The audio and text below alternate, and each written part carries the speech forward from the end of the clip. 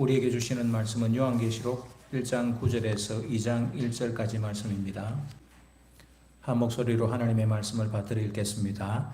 나 요한은 너희 형제요 예수의 환난과 나라와 참음에 동참하는 자라.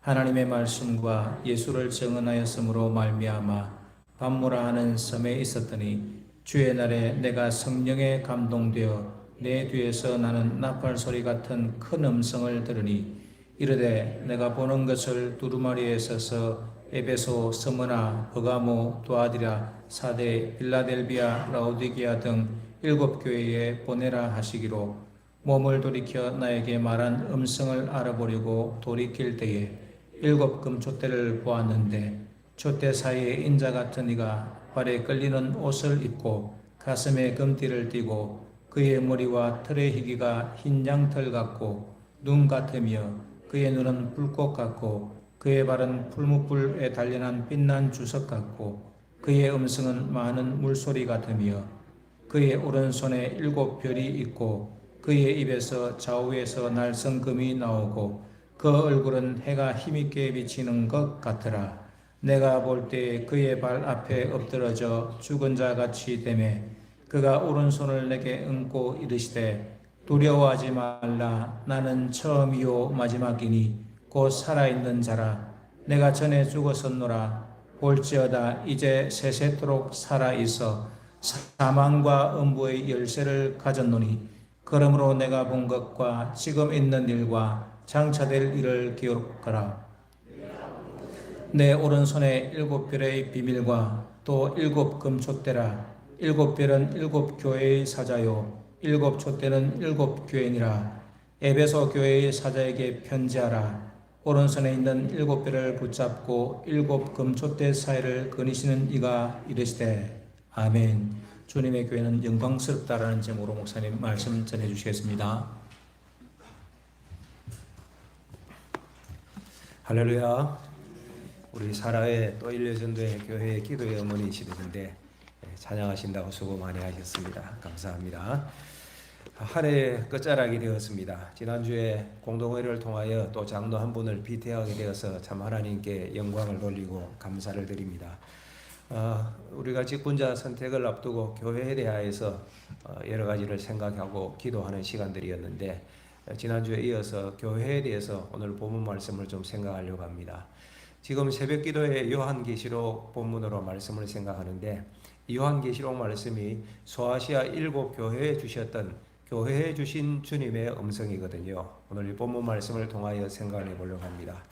여러분들은 교회를 어떻게 생각하시는지요?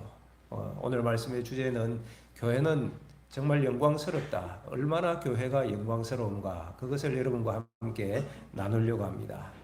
우리가 신앙생활 하지만은 교회관이 흐트러진 분들이 종종 있습니다. 교회관을 바로 가져야 됩니다. 여러분, 교회가 무엇입니까? 교회는 정말로 진실로 여러분 마음속에서 영광스러운 모습으로 다가오고 있습니까? 주변에 잘못된 교회관을 가진 불신자나 신자들이 있습니다. 첫째는 교회를 경시하는 경향이 있어요.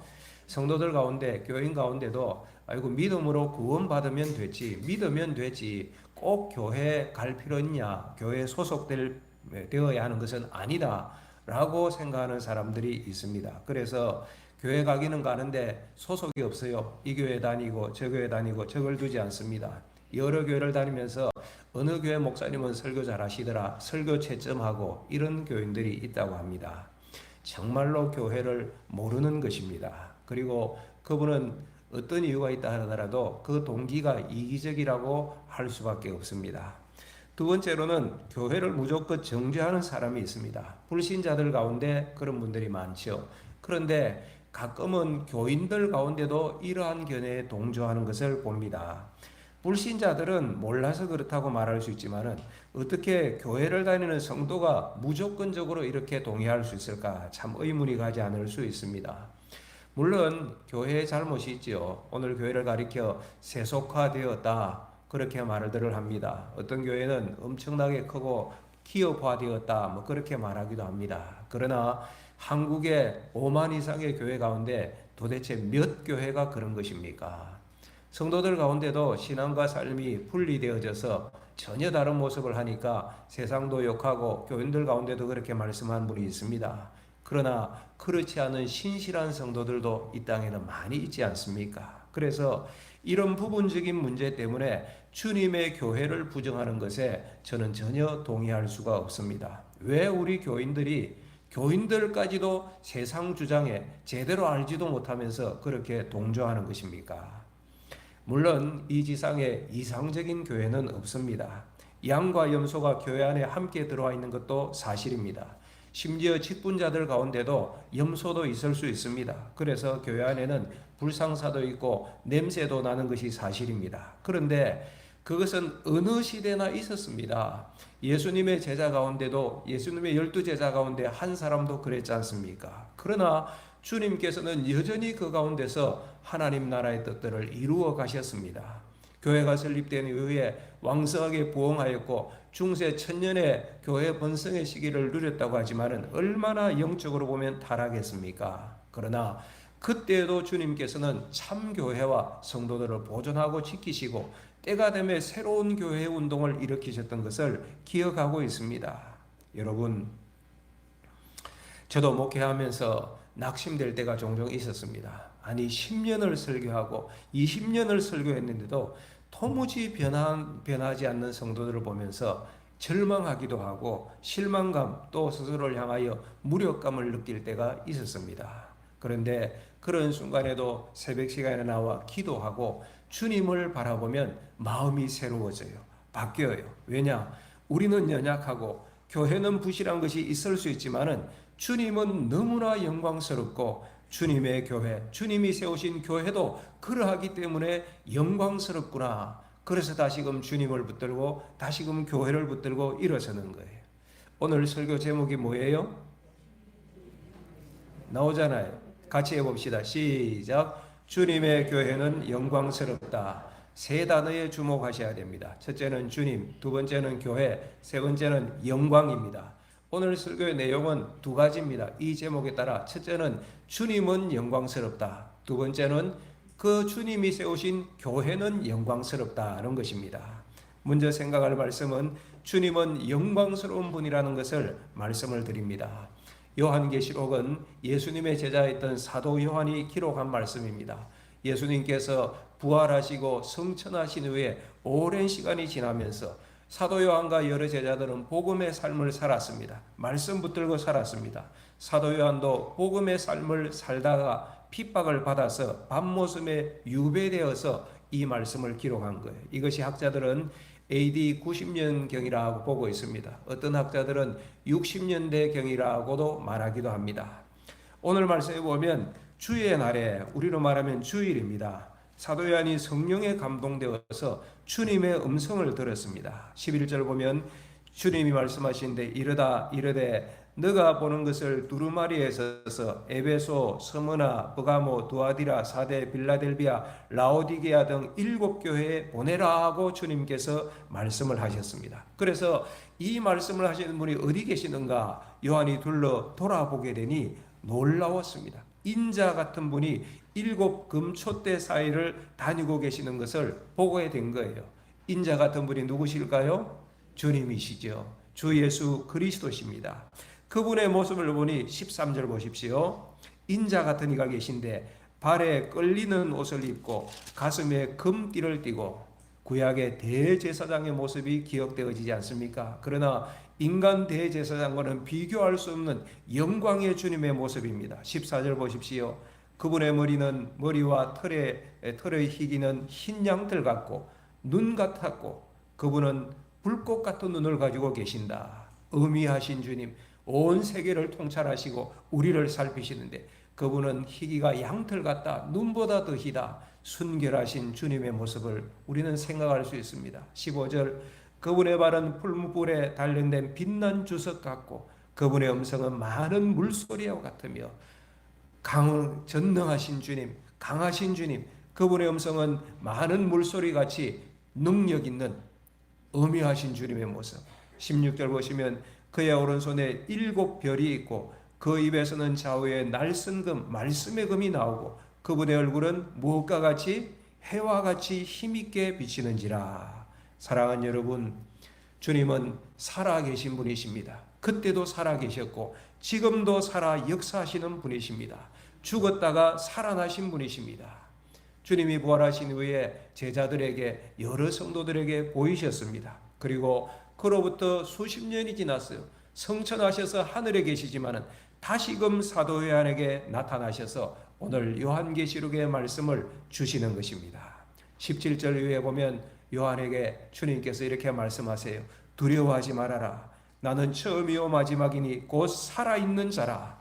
어떤 분이시라고요? 처음이요 마지막이고 지금도 살아서 역사하시는 주님이십니다. 8절에 보면 알파와 오메가라고 말씀하십니다. 주님은 역사의 시작과 역사의 끝이 되십니다. 주님이 역사를 주관하시고 주님이 주관하시는 그 역사는 완전하다는 것을 우리는 알 수가 있는 것입니다. 사랑하는 여러분, 주 예수 그리스도는 죽으셨지만은 살아나셨고 지금도 살아서 역사하심을 믿으시기를 바랍니다. 그리고 주님은 강하신 분이세요. 오늘 말씀 잠깐 살펴봤지만 압도적인 모습입니다. 세상의 어떤 제사장이, 세상의 어떤 권세자가 이와 같은 모습을 할 수 있습니까? 불꽃 같은 눈을 가지시고 풀무불에 단련한 강력한 그런 발을 가지시고 말씀의 금을 가지고 그분의 음성은 많은 물소리, 폭포소리와 같이 음위하시고 장엄하신 분. 압도적인 모습이죠. 그래서 17절에 보면 이 주님의 모습 앞에 요한이 그의 발 아래 엎드려져 죽었는 자같이 되었다고 합니다. 기절할 것 같았어요. 너무 권세 강하신 주님 앞에 세상 어떤 세력도 비교 불가죠. 그 당시 세상을 다스리던 철권 정치하던 로마 군병들 상대할 수 잽이 안 되는 것입니다. 18절 보십시오. 이 주님은 세세토록 살아있어 영원토록 살아있다는 말씀이죠.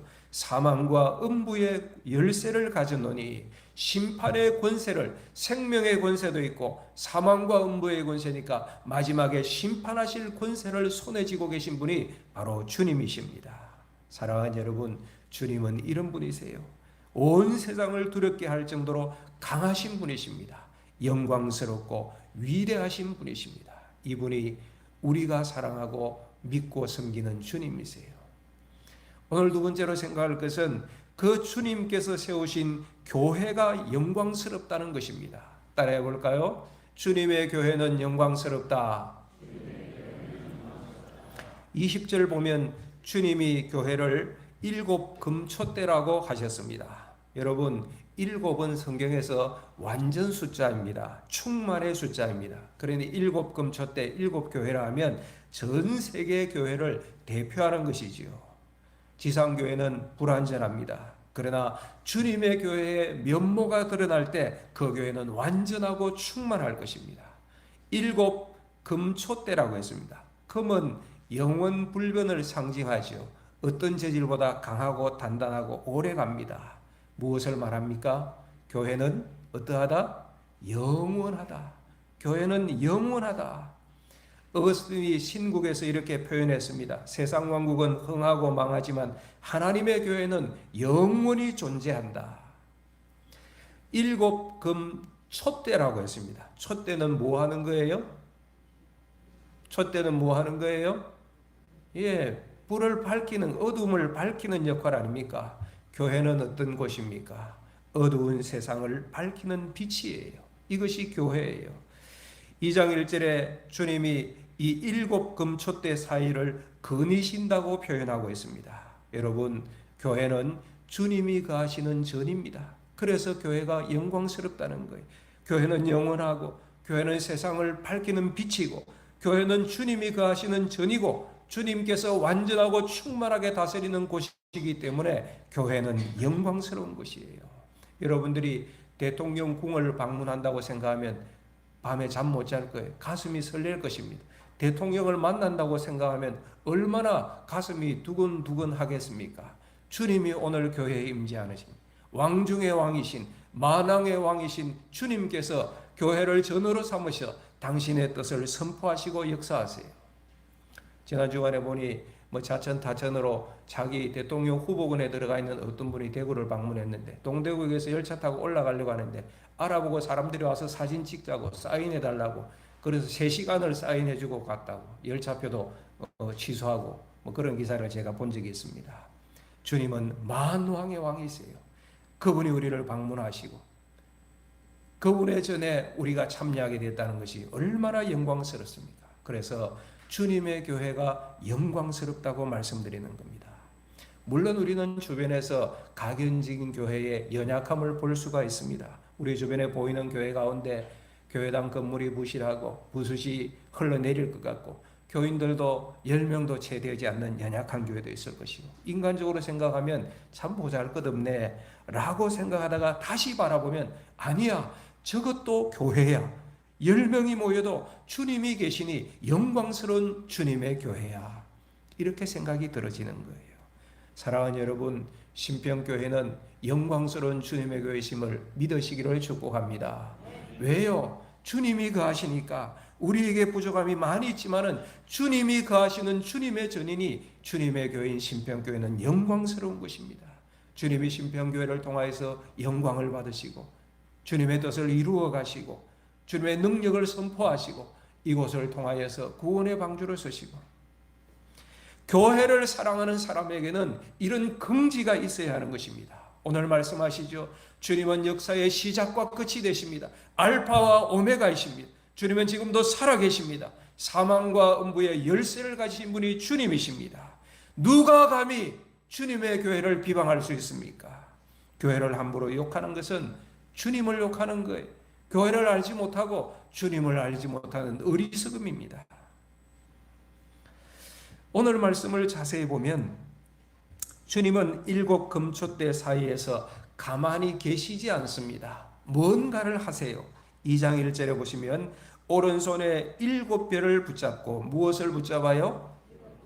7 금초대 사이, 7 교회 사이를 지나시는데 그분의 오른손에 붙잡고 계신 것이 있대요. 7별을 붙잡고 7별은 7 교회의 사자를 말한다고 1장 20절에서 말씀하고 있습니다. 사자는 교회의 지도자들을 말합니다. 그 당시 교회의 감독, 장로들을 표현한 것일 것입니다.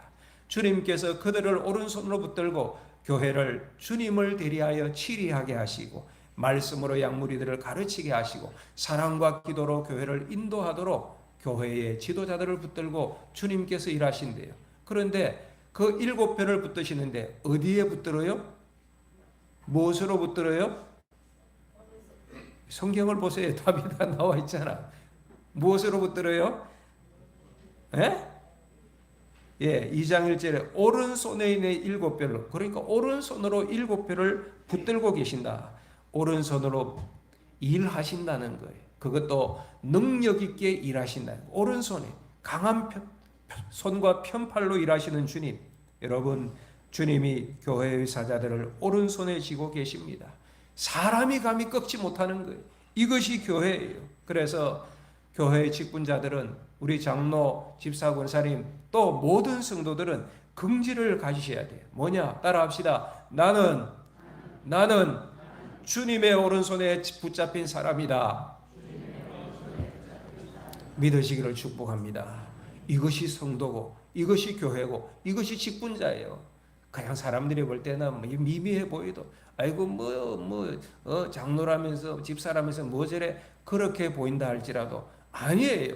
주님께서 오른손으로 붙들고 계신데요. 나는 주님의 손에 붙들린 사람이야. 긍지를 가지시기를 축복합니다. 그러면 뭐해요? 주님의 오른손을 붙들고 일하시잖아요. 우리도 주님의 손에 붙들려서 주님의 일을 하는 거예요. 주님이 그만두라 하실 때까지 주님의 일을 하는 거예요. 그러면 어떻게 될까요? 평생 하는 것이죠. 왜? 주님은 우리에게 주님의 일을 그만두라고 절대 말씀하지 않으세요. 부지런하여 게으르지 말고 열심을 품고 주를 섬기라고 말씀하실 거예요. 그렇게 우리가 평생 주님을 섬기고 주님과 함께 하다가 주님 품 안에 안기는 거예요. 이것이 교회의 영광이고 성도의 영광스러운 삶이지요. 그러므로 여러분, 교회의 지도자들에게 순종하는 마음을 가지시기 바랍니다. 그것은 그를 세우신 주님께 순종하는 것과 같은 거예요. 교회에 목사도 있고 장로도 있고 집사도 있고 권사도 있고 연약합니다. 그러나 주님께서 그를 세우셨다면 우리는 그 권위와 직분에 순종하는 거예요. 저는 목회하면서 교회의 지도자와 관련해서 두 가지를 봅니다. 첫째는 세운 지도자가 책임을 다하지 못하여서 비참하게 떨어지는 것을 봅니다. 잘해야 합니다. 두 번째는 세운 지도자들을 흔들고 시비하다가 비참해진 사람도 봅니다. 이것은 우리 교회가 성도가 조심해야 할 것입니다. 저도 강사로 다른 교회나 어떤 단체에 설교하러 갈 때가 있습니다. 어떤 교회를 가면 정말로 겸손하게 맡고 주님을 맡듯이 환대하는 교회를 경험할 때가 있습니다. 송구스러울 정도예요. 사도행전 10장에 고넬료 이방인 백부장 고넬료가 베드로를 하나님 말씀 듣기 위해서 베드로를 맞을 때 그 발 아래 엎드려서 절하면서 맞았던 것처럼 그렇게 맞으시더라고요. 제가 특별해서가 아니고 그분이 대단해서가 아니라 하나님의 종이기 때문에 교회의 지도자이기 때문에 특별히 하나님의 말씀을 전하는 하나님의 사자이기 때문에 그런 것입니다. 이런 자세는 우리 성도들이 정말로 겸손한 마음으로 배우셔야 됩니다. 그것은 여러분들을 위한 일이에요. 그것은 그를 세우신 주님을 섬기고 주님의 권위를 인정하는 자세이기 때문입니다. 베드로전서 5장 5절에서 베드로 사도는 이렇게 말씀합니다. 젊은 자들아 이와 같이 장로들에게 순종하고 다 서로 겸손으로 허리를 동이라. 하나님은 교만한 자를 대적하시되 겸손한 자들에게는 은혜를 주시느니라고 말씀을 하셨습니다. 바울은 디모데전서 5장 17절에서 이렇게 말씀합니다. 잘 다스리는 장로들은 배나 존경할 자로 알되 말씀과 가르침에 수고하는 이들에게 더욱 그리할지니라. 왜냐하면 하나님은 말씀을 통하여 역사하시거든요. 이 강단에서 선포되는 말씀을 통하여 하나님의 역사를 이루어 가시거든요. 우리 교회도 목사도 있고 강도사도 있고 전도사도 있습니다. 여러분 나이 어린 전도사라 할지라도 주의 종으로 말씀을 선포할 때는 하나님의 음성으로 받는 겸허한 자세가 우리의 영혼을 살리게 되어질 줄 믿습니다. 또 말씀을 보니 주님은 2장 1절에 보면 7 금초대 사이를 거닐고 계세요. 걷고 계시는 거예요. 무엇입니까? 7 금초대가 뭐라고 했죠? 7 교회라고 했잖아요. 주님은 오늘도 교회를 살피시고 교회를 통하여 일하고 계시는 거예요. 그래서 교회가 위대한 것입니다. 교회를 통하여 예배를 받으시고 교회를 통하여 성도들을 말씀으로 양육하고 교회 안에서 사랑으로 교제하게 하고 성도들의 믿음을 견고케 하고 하나님의 도성이에요. 성도들의 기도를 교회를 통하여 들으시고 교회를 그 지역의 구원의 방주로 주님께서 사용하시고 교회를 통하여 성도들을 보호하시고 성도들을 인도하시고 여러분 주님께서 오늘도 교회를 살피시고 교회를 통하여 일하시고 교회를 보호하신다. 얼마나 위로가 됩니까? 제가 오늘 다 설명드리지 않았지만은 요한계시록이 기록되었을 이 당시에 교회는 굉장한 핍박 가운데 있었습니다. 기록하였던 사도 요한도 핍박을 받아서 반모라는 섬에 유배되어 있는 상태 아닙니까? 이런 심각한 상황에서 주님께서 말씀하시는 거예요. 두려워하지 말아라. 내가 교회와 함께한다. 교회를 내가 손에 붙들고 사용할 것이다. 성도들에게 교회의 위로가 되는 말씀입니다. 이 주님은 오늘도 동일한 모습으로 우리 교회와 함께 하시는 줄 믿으시기를 축복합니다. 사랑하는 성도 여러분, 이런 영광스러운 교회를 주신 하나님께 감사하고 주님의 교회를 사랑하는 신병교회 성도들이 되시기를 바랍니다. 주님은 지금도 교회에 임하십니다. 교회를 통하여서 일하십니다. 우리는 교회를 통하여서 천국을 배웁니다. 그래서 어떤 분들이든 소속 없이 교회 다니는 것 안 됩니다. 그리고 그냥 교회만 다니는 것도 곤란합니다. 왜? 주님을 사랑하면 반드시 교회를 사랑하게 되는데 어떻게 충성 없이 교회만 다닐 수 있단 말입니까? 그분은 정말 주님을 아는 분입니까? 정말로 주님을 사랑하는 분입니까? 잘못하다가는 여기 소아시아 7 교회 가운데 라오디게아 교회처럼 주님께 책망받을 수 있어요. 주님이 라오디가 교회 성도를 향하여서 내가 너의 행위를 아노니 너가 차지도 뜨겁지도 아니하니 토하여 버릴 것이라고 책망하셨잖아요. 에베소 교회는 좋은 교회였는데 처음엔 잘했는데 나중에 좀 시들시들해져서 주님이 너가 처음 행위를 버렸구나 책망하셨습니다. 에베소 교회를 향하여서 주님께서 또 이렇게 말씀하시죠. 회개하라. 그리고 처음 행위를 가지라. 그렇지 아니하면 너의 촛대를 옮길 것이다. 여러분 잘 안 하면 촛대를 옮긴대요. 촛대가 교회잖아요. 교회의 역사를 보면 복음의 역사가 한 군데만 머물지 않았습니다. 주님께서 성천하신 이후에 예루살렘에서 교회가 시작이 되었고 안디옥을 통하여서 초대교회가 왕성하게 일어났습니다. 이 복음의 역사가 이후에 로마로 스바나로 번져나가게 되었고 이후에 전 유럽에 복음의 역사가 왕성하게 일어났습니다. 그리고 그 복음이 대륙을 건너서 신대륙과 미국에 갔고 그 복음이 다시금 한국에 와서 우리 한국교회가 이렇게 부흥하게 되었잖아요. 지금은 보면 제3세계에서 한국교회보다 더 부흥의 역사가 일어나는 선교 소식을 듣고 있습니다. 여기저기로 하나님의 교회의 촛대의 권세가 옮겨져 가며 하나님의 나라의 역사를 이루어 가시는데 여러분 우리 눈에 보이는 이 각연적인 교회는 완전하지 않습니다. 그리고 영원하지도 않습니다. 촛대를 주님께서 옮기면 사라질 수도 있더라고요. 지금 여러분 전쟁이 일어나는 그 지역 말입니다. 팔레스타인 위지역 또 요한계시록이 기록된 이 요한계시록의 편지를 받았던 소아시아 7교회 말입니다. 주로 터키 지역입니다. 그 지역이 주님의 교회가 왕성하게 2000년 전에 일어났던 처음 교회의 지역이었는데 지금은 이슬람 세계가 되었잖아요. 교회를 십자가를 성도를 찾아보기 어려운 지역이 되었잖아요.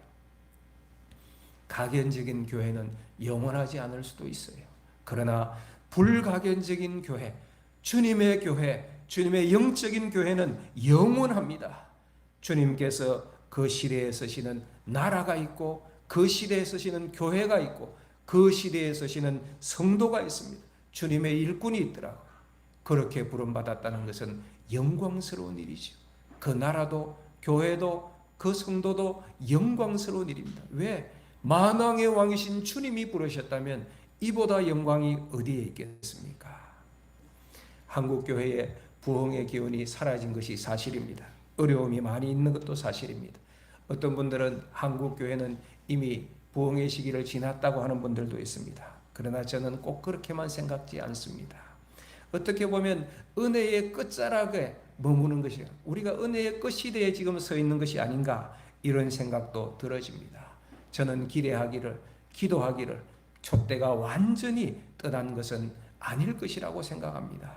여러분 우리 한국교회와 모든 성도들이 회개하고 주님의 첫사랑을 회복하는 은혜가 있도록 기도하십시다. 마지막 주님의 세대에 우리 조국교회가 예수 한국 선교 한국으로 쓰임받을 수 있도록 기도하셔야 됩니다. 그리고 우리는 주님의 교회인 신평교회로 부름받았어요. 주님의 교회입니다. 주님의 교회인 신평교회를 사랑하고 신평교회를 주의 말씀 붙들고 바르게 세워가시는 우리 성도들로 살아가십시다. 주님은 당신 자신을 주시어서 우리를 구원하고 교회를 세우셨으니 우리도 이 주님을 사랑하고 그 마음으로 주님의 교회를 나 자신처럼 사랑하는 주의 종들이 되시기를 축복합니다. 그리하여 신평교회를 통하여서 천국을 경험하고 주님 주신 사명을 성도들과 함께 감당하다가 주님 품에 안기는 모든 신평교회 성도들 되시기를 주의 이름으로 축복합니다.